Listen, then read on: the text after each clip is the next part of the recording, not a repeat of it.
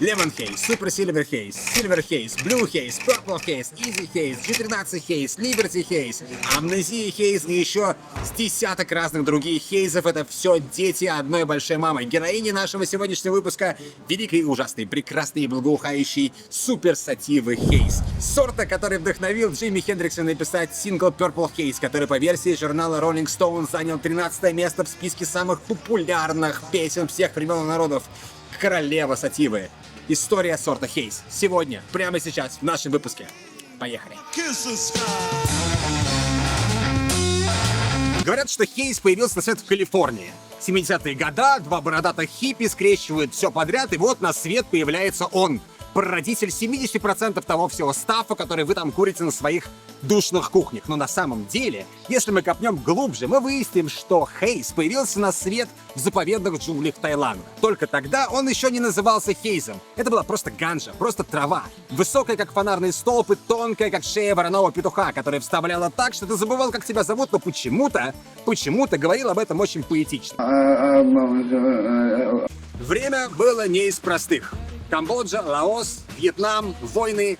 Американские миротворцы, возвращаясь в Штаты через Таиланд, вдруг выяснили, что здесь то, за что в их родной стране сажают на несколько лет, растет просто под ногами. И, вероятно, в чехле из гитары или просто по случайному совпадению в носках какой-нибудь рядовой с позывным Ларри де Будда привез в Санта-Крус, в Калифорнию, в солнечную страну американской мечты, те самые заветные серенькие семена, которые потом и легли в основу всего того лендрейза, который мы называем сейчас семейством Haze. Господи, благослови Америку. Солнечная Калифорния. Вечереет, Санта-Крус, особняк в горах. Запах травы американской мечты, на фоне играет LP Jefferson Airplane, и какой-то бородатый хипарь достает из своего гитарного чехла те самые семечки, кидает их в землю, и вуаля! Спустя 14 недель из этого самого места вырастает огромная, длиннющая, абсолютно неуправляемая в росте, но супер прущая шмаль. Я, всю жизнь курю, но это просто нечто. Какое-то, ёлы-палы, такая странная штука. Такая, которая по сравнению с тем стаффом, который курили ребята у Grateful Dead за кулисами концертов, достигала не 16, стабильный уровень ТГК на тот момент в Калифорнии, а целых 19%. Вот тут вот на сцену выходят два брата-акробата.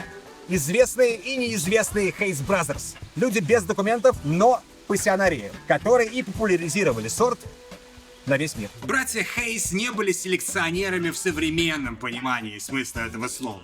У них не было лабораторий, PCR-тестов, pH-метров и всей прочей вот этой ерунды, без которой сейчас невозможно представить себе хорошо скультивированный продукт.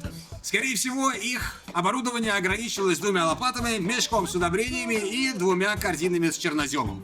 Ну и, конечно, теми самыми семечками, из которых потом вырастет то, что сейчас мы и курим. Странно, что у вас семечки не процветают.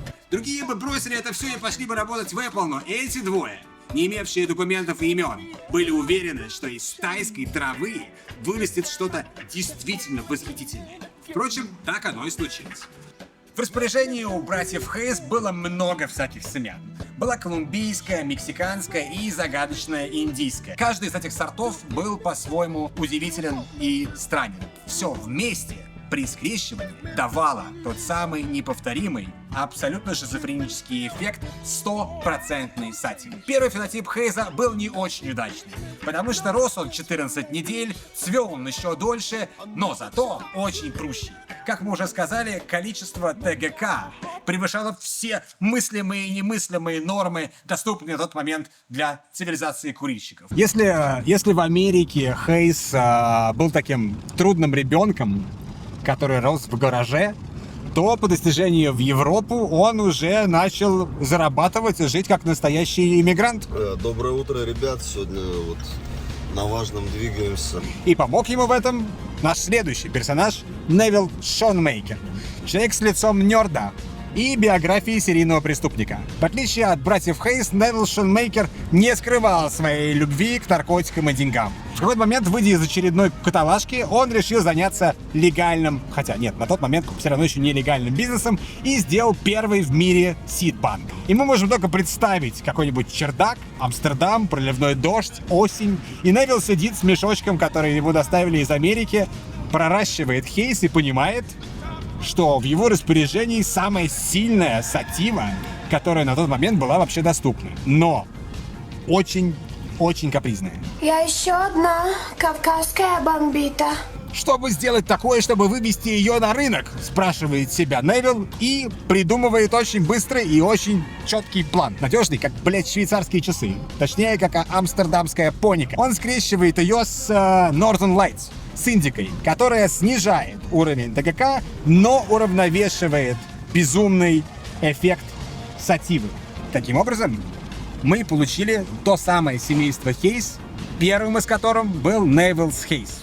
Знаменитый сорт, генетика которого прослеживается во всех сативных сортах. Ирония в том, что Хейс до сих пор является проблемным ребенком. Кроуэры жалуются на долгие сроки цветения, на его неуправляемость, на то, что он слишком много требует. Но, как и с любым великим родственником, все эти жалобы звучат с оттенком гордости. Сучонок, блин, жуликоватый. Сегодня Хейсон не просто сорт, это целый архетип, символ сативы как эпохи. Сорт, который никогда не хотел быть сортом, который просто рос и вырос. И за это его и любят. Потому что Хейс — это напоминание о том, что каннабис всегда был больше, чем просто растение. Это история про культуру, про карму, если угодно, про случайные встречи. Это икона. Так что в следующий раз, когда вы услышите слово Хейс, не думайте, что это просто какая-то рядовая классная сатива. И не пытайтесь, если вы курите лемон Хейс, ощутить этот пресловутый лимонный вкус во рту. Вспомните джунгли Чангмая, гаражи Санта-Круза и кофе-шопы Амстердама. Вспомните все то туманное, что скрывало историю сорта до этого момента. Хейс, мы любим тебя. Мы курим тебя.